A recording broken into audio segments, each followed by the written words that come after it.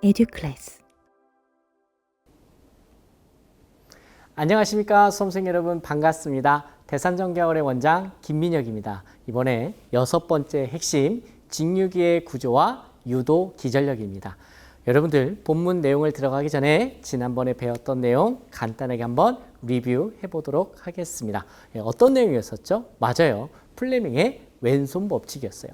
플레밍의 왼손 법칙은 전동기의 원리다라는 거였죠. 여러분 헷갈리시는 분들 이렇게 생각하면 되겠죠? 여러분 오발탄 생각하시면 돼요. 플레밍의 오른손 법칙은 발전기다. 그러면은 발전기 하나 제대로 외웠으면은 전동기는 그 반대 거인 플레밍의 왼손 법칙이다라고 생각하면 좀 쉽겠죠. 그러면은 이 플레밍의 왼손 법칙, 즉 전동기의 원리를 간단하게 설명을 드리면 N극과 S극이 있어요. 즉 자기장 내에 도체를 갖다 놓습니다. 그리고 거기에 전류를 흘리면 토크가 생긴다고 그랬죠. 회전력이 생긴다. 즉 힘의 방향을 결정하는 법칙이 된다더라. 그래서 FBI다. B는 자기장 또는 자속. 그 다음에 요거는 세 번째 손가락은 뭐예요? 전류 또는 유도 기전력의 방향이 되는 거고요. 중요했던 건 뭐예요? 그쵸? 첫 번째 손가락이 중요했었죠. 즉 힘의 방향을 나타내는 것은 첫 번째 손가락 엄지가 된다. 요게 또 기출문제였습니다. 자, 이렇게 해서 기본적인 법칙 5가지 정도를 배웠고요. 이제는 본격적으로 직류기가 시작이 됩니다.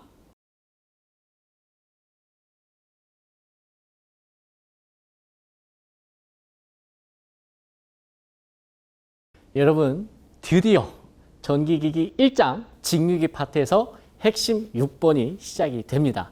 핵심 6번부터가 본격적인 직류기 내용입니다. 최대한 수험생 여러분들 시험 문제 나오는 부분만 집중적으로 설명을 드릴게요. 그리고 여러분께서 잘 외우실 수 있게끔 제가 많이 반복을 하도록 하겠습니다. 자, 그러면은 먼저 우리가 이제 직류기에 대해서 본격적으로 배우기 전에 기본적인 키워드와 여기서 다룰 중요한 개념을 뚝딱 하고 정리를 해드리도록 할게요. 자, 그러면은 먼저 보시면 철심이라고 되어 있어요. 철심이라는 건 뭐냐? 일단 철이 들어가야겠죠. 철. 자, 이렇게 이제 철을 그렸어요. 자, 요게 여러분 철이다라고 생각해 주시면 돼요. 요거 뭘로 만들었다? 네, 철로 만들었다라는 거예요. 여러분 이 철심이 왜 나오냐? 여러분들 이 철심은요 어떤 특성이 있냐? 여기에서 자속이 잘 흘러갑니다. 철심을 타고 뭐가 잘 흘러간다고요? 자속이 잘 흘러간다라는 거예요. 여러분 전선은요 뭐가 잘 흘러가죠? 맞아요. 전류가 잘 흘러갑니다. 반면에 철심은 뭐가 잘 흘러가요? 자속이 잘 흘러간다라는 거예요. 그래서 자속이 지나가는 길이라고 해서 철심을 자로라고 이야기를 하기도 하죠. 반면에 코일은 누가 잘 흘러갈까요? 뭐라고요? 얘는 도체잖아요. 그래서 얘는 누구를 위해서? 바로 전류. 전류가 잘 흘러가는 길이 바로 코일이죠. 코일에 전류가 흐르면 자기장이 발생하죠. 거기서 발생한 자속이 철심을 타고 흐른다라는 거예요. 이해되십니까? 그러면 이 코일은 전류가 흐르는 길, 전기가 흐르는 길이라고 해서 여러분 전로다 또는 뭐 전솔로다 이런 표현을 쓰기도 하는 거예요. 자, 이런 거는 시험에 나오지 않습니다. 기본적으로 여러분들하고 저하고 함께 공부하기 위해서 알려드리는 용어일 뿐입니다. 너무 신경 쓰지 마세요. 그럼 제가 왜 철심과 코일을 제일 먼저 핵심 키워드로 넣냐? 지금부터 우리 전기기기라는 과목을 본격적으로 배울 텐데 발전기, 전동기, 변압기는 몽땅 다 철심과 코일로 이루어졌다. 몽땅 다 뭐로? 철심과 코일로 이루어졌다. 이 철심에다가 이제 뭘 할 거냐? 코일을 감을 거예요. 이 철심에다 뭘 한다고요? 이런 식으로, 이런 식으로, 이런 식으로 코일을 감는다라는 거죠. 그래서 여러분들 이 철심과 코일이 함께 이루어져 있는 회로가 많습니다. 그러니 지금부터 시작하기 전에 이런 철심과 코일로 이루어진 게 전기기기구나라고 이렇게 해서 받아들여 주시는 게 상당히 중요하겠죠. 그리고 코일이라는 것은 뭐예요? 전선이 있으면 이 전선을 요렇게 하면서 여러 번 감아놓은 것을 우리가 코일이라고 얘기를 하죠. 그리고 이 코일을 다른 말로 우리가 뭐라고 한다? 권선이라고도 이야기를 한다더라.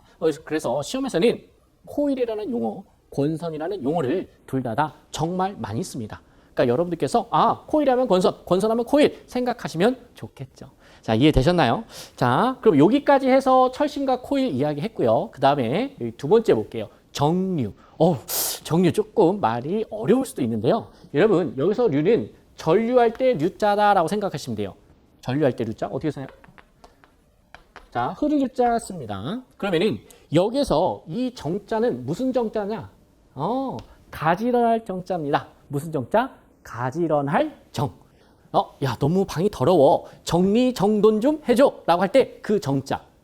가지런하게 만들다라는 게 정류예요. 그럼 이게 도대체 무슨 말이냐? 쉬운 말로 좀 해주세요. 자, 지금부터 정류란 말이 나오면은 무조건 요거 생각하시면 돼요. AC 전기를 DC 전기로 바꿔주는 것을 뭐라고 한다? 정류라고 한다더라. 아니, 선생님. 이게 왜 정류가 돼요? 자, 여러분, 그냥 개념만 이해하시면 돼요. 자, 우리가 앞에서 교류에 대해서 배웠어요. 자, 교류. 시간의 흐름에 따라서 크기와 방향이 바뀌는 거라고 했었죠? 그래서 요렇게 흘렀다가 또 나머지 반 사이클에서는 요렇게 흐르는 거. 왔다리 갔다리 플러스 마이너스 이렇게 하면서 왔다리 갔다리 하는 걸 우리가 뭐라고 했다? 교류라고 했죠. 어지럽죠? 정신사납죠? 왔다 갔다 하니까. 그래서 이걸 쫙 펴주는 거야. 찍 하고 직류를 펴주는 거죠. 그래서 이러한 AC를 우리가 DC로 바꿔주는 거. 찍 이러한 DC로 바꿔주는 거. 요게 DC고 요게 뭐예요? AC죠. 그래서 AC에서 DC로 바꿔주는 것을 우리가 뭐라고 한다? 정류라고 한다더라. 그래야 직류기가 되는 거죠.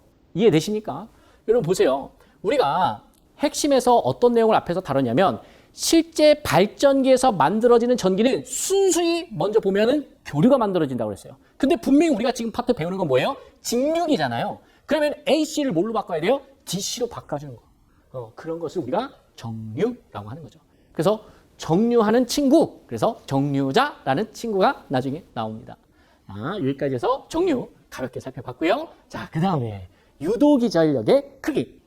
여러분 지금 계속해서 여러분 제가 반복해서 말씀을 드리는 건데 직류기라는 것은 직류 발전기와 뭐가 있어요? 직류 전동기가 있죠. 그럼 직류 발전기를 생각해 볼게요. 직류 발전기는 전기를 많이 만들어내는 게 좋겠죠. 아니, 전기를 조금 만들어낼 거야. 차라리 안 만드는 게 낫죠. 그쵸, 여러분? 전기를 많이 만들어내는 게 좋겠죠. 그러면 그 유도기 전력의 크기를 결정짓는 팩터에 대해서 알아보자 이거지. 어떻게 하면 이게 전기가 많이 만들어지는지 거기에 대해서 한번 같이 배워보자 이런 얘기예요. 그럼 어렵게 접근하지 말고요. 우리가 본능적으로, 직관적으로 내가 맞출 수 있는 내용을 한번 해보도록 할게요. 우리 지난번 시간에 어떤 내용이 있었냐면 자, 여기 S극이 있었어요. S극. 그죠? 그리고 여기 뭐가 있었어요? N극 있었죠. 이걸 우리가 뭐라고 그래요? 극. 이 극에서는, 이 자석에서는 뭐가 나오죠? 야, 이제는 여러분들이 좀 말씀 좀 해주세요. 뭐가 나온다고요? 자석이 나온다고요. 자, 그러면 우리가 이러한 극을 쓰는 이유, 자석을 쓰는 이유는 요 자석을 얻기 위해서 우리가 자석을 쓰는 거지 않습니까? 근데 이걸 파워풀하게 정말 많은 전기를 얻어내려면 영구자석 말고 이 자석 대신에 전자석을 썼던 거다라는 거죠. 그래서 실질적으로 우리 시험, 전기 기능사 시험에서는 전자석, 즉 여기 철심에다가 이렇게 코일을 많이 감아 놓는단 말이에요. 실질적으로는 어떻게 한다고요? 철심에다가 코일을 많이 감아. 그게 자석이에요. 그게 전자석이다 된다는 거죠. 뭐 이랬든 저랬든 간에 그러면은 전기 에너지가 많이 나오려면 여러분 자석이 어때요? 많았으면 좋겠죠. 우리 첫날부터 전기와 자기와 전기가 커지면 자기도 커지고 여러분 전류가 세게 흐르면 자기 에너지가 세지는 거죠. 자기 에너지가 세지면 전기 에너지가 세지는 거죠. 그런 관계가 계속 있는 거예요. 자, 그랬을 때 그럼 유도 기전력의 크기를 결정짓는 팩터 중에 중요한 거는 뭐예요? 이거 자석의 개수. 이걸 우리가 뭐라고 하냐? 극수라고 해요. 또는 이 극수에서 나오는 요 자석의 양. 중요하죠. 그래서 자속 또는 자속수. 네네, 같은 말이야. 자석이란 말만 이해하셔도 돼요. 극이 영어로 폴이에요. 그래서 우리가 P라는 우리가 기호를 쓰고 자속은 이렇게 동그라미하고 짝대기 짝극짝으로 했었죠. 그래서 극수나 이러한 자속들. 이 크기가 극수가 많으면 많을수록 자속이 많아지겠죠. 얘네들이 커지면 유도기 전력이 어떻게 된다? 커진다. 이런 얘기예요. 자, 그 다음에 여러분 N극과 S극 사이에 여러분 뭘 갖다 놨었죠? 도체를 갖다 놨었죠. 그래서 이 도체를 어떻게 했었죠, 여러분? 회전시켰죠. 도체를 어떻게 했어? 회전시켰죠. 그럼 도체가 천천히 돌리는 게 전기가 많이 나올까요? 많이 빨리 돌리는 게 분당 얼마만큼 빨리 회전하냐? 이걸 분당 회전수라고 하죠. RPM, Revolution per Minute. 분당 얼마만큼 빨리 돌리냐? 화력 발전소는 3600 RPM이라고 말씀을 드렸죠. 물론 그 숫자가 중요한 건 아닙니다. 아무튼 얘가 분당 얼마만큼 빨리 돌아가는 그 회전수. n이 여러분 회전수로 얘기하는 거예요. 회전수가 많으면 많을수록 빨리 돌면 빨리 돌수록 더 많은 유도기전력이 만들어진다라는 거죠. 이런 것들을 여러분 한꺼번에 막 외우려고 하면 잘 안 외워져요. 근데 그림 하나 그려놓고 여러분께서 자꾸 생각해 보시면 이게 이제 좀 익숙해지십니다. 자, 그 다음에 여러분 제가 이거 여러분 설명할 때 뭐라고 설명드렸었냐면 도체 하나를 가지고 이렇게 막 움직이면서 설명을 드렸었죠. 도체 하나 가지고. 그럼 여러분 생각해 보세요. 이왕 돌리는 거 도체가 여러 개가 있어가지고 도체가 한꺼번에 돌면 각 도체마다 유도기전력이 발생하지 않겠습니까? 그러면은 요걸 도체수라고 할게요. 그럼 도체수가 많았으면 좋겠어요? 적었으면 좋겠어요? 아니, 도체가 많았으면 좋겠죠. 이왕 도는데. 그래서 이때 여기서 이렇게 이 사이를 회전하는 요 도체. 이 도체 개수가 많으면 많을수록 좋다. 그걸 우리가 뭐라고 하냐? 너무 쉬워. 도체수라고 이야기를 합니다. 여러분 어때요? 그래서 우리가 나중에 이제 유도기전력의 크기를 결정하는 공식이 있어요. 그 공식을 외울 때 극수라는 말이 나오고 자속이라는 말이 나오고 회전수라는 말이 나오고 도체수라는 말이 나오는 거예요. 도체수 A부터 Z까지 있겠죠? 엄청 많다. 그래서 기호 Z를 씁니다. 농담이고요. 이건 제가 지어낸 겁니다. 자, 이렇게 해서 아무튼 이렇게 기호까지 여러분께서 봐주셨으면 좋겠어요. 이제 여러분 좀 이제 전기를 배우는 것 같습니까? 맞아요. 지금부터 본격적으로 시작을 하는 건데요. 여러분 이 내용이 좀 어느 정도 이해가 되셨다면 여러분 최고예요. 50%만 이해해서도 여러분 성공한 거나 마찬가지입니다. 조금 어려우셨다면 돌려보시면서 편하게 시청해 주시면서 리뷰해 주시기를 바랍니다. 고민하지 마시고 지금 바로 에듀클래스 홈페이지에 접속하셔서 교재를 구매하시면 됩니다. 여러분 지금부터 딱 3분만 시청해 보세요. 영상을 시청하시고 에듀클래스와 함께 공부하시는 수험생분들은 반드시 합격할 것입니다. 수험생 여러분, 저희가 설문조사를 했는데요. 시험에 떨어진 수험생분들에게 왜 떨어졌는지 그 이유를 한번 여쭤봤습니다. 근데 이 팩트 있게 전달을 하니 약간 말이 거칠더라도 여러분 넓은 마음으로 양해를 해주셨으면 감사드리겠습니다. 가장 많았던 이유 중에 하나가 첫 번째가 공부만 하면 급격히 피곤해진다예요. 그러면서 뭐라고 써주셨냐면 고등학교, 대학교를 졸업하면서 공부가 끝났다고 했는데 이거 재미도 없는 전기 공부를 하려고 하니 환장한다 이렇게 써주시더라고요. 또 어떤 분들은 미치고 환장하고 팔딱팔딱 뛰겠다 이렇게들 말씀을 하십니다. 사실 전기가 진짜 어렵긴 어렵죠. 저도 다시 태어난다면 전기 안 할 것 같아요.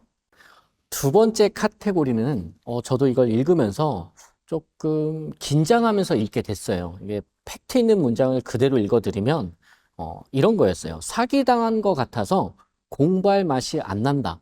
그리고 가로 열고 닫고 진심 개빡침. 이런 말을 좀 쓰면 안 되지만 한번 있는 그대로 한번 표현해 봤습니다. 이 내용을 저희가 분석해 보니까 이런 내용이더라고요. 어떤 이제 수험생분들이 큰맘 먹고 교재하고 온라인 강의를 이제 구매를 했어요. 이제 신청을 했겠죠. 그리고 이제 공부를 하려고 하는데 강사가 자기 혼자 떠든다든지 아니면은 수험생의 눈높이에 맞지 않고 수업을 한다든지 그러니까 이해가 안 가는 거죠. 그다음에 이제 세 번째는 책과 강의가 따로 노는 거죠. 책은 책대로, 강의는 강의대로. 보통 이제 여러분께서 기대하시는 기대치가 있을 텐데 어떤 그 기대치에 미치지 않는 것 같아요. 그러면서 어떤 분은 마지막에 이렇게 결론을 내주시더라고요. 저희가 그 문장을 그대로 갖고 오면 눈탱이 맞은 것 같다. 저도 두렵습니다. 저희는 여러분들께서 이러한 감정이 들지 않게끔 공감하면서 정말 최선을 다해서 컨텐츠 그리고 교재를 만들도록 하겠습니다. 세 번째인데요. 사실 저희도 이 설문조사를 진행하지 않았다면 이 세 번째 이유가 이렇게 크게 많은 분들이 고민을 하시고 걱정하시는 줄 몰랐을 거예요. 저도 반성을 합니다. 뭐였냐면 되게 간단해요. 자격증 취득 후 진로에 대한 확신이 없어서 이걸 쉽게 표현하면 자격증을 진짜 따야 되나? 여기에 대한 고민들이 정말 많으시더라고요. 여러분 걱정하지 마세요. 이 부분 저희가 시원하게 날려드리도록 하겠습니다. 수험생 여러분, 이 중에서 몇 개가 공감이 되시나요? 만약에 단 한 개라도 공감이 된다면 고민하지 마시고 지금 바로 에듀클래스 홈페이지에 접속하셔서 교재를 구매하시면 됩니다. 수험생 여러분, 저희와 함께 하시면 반드시 합격하실 것입니다.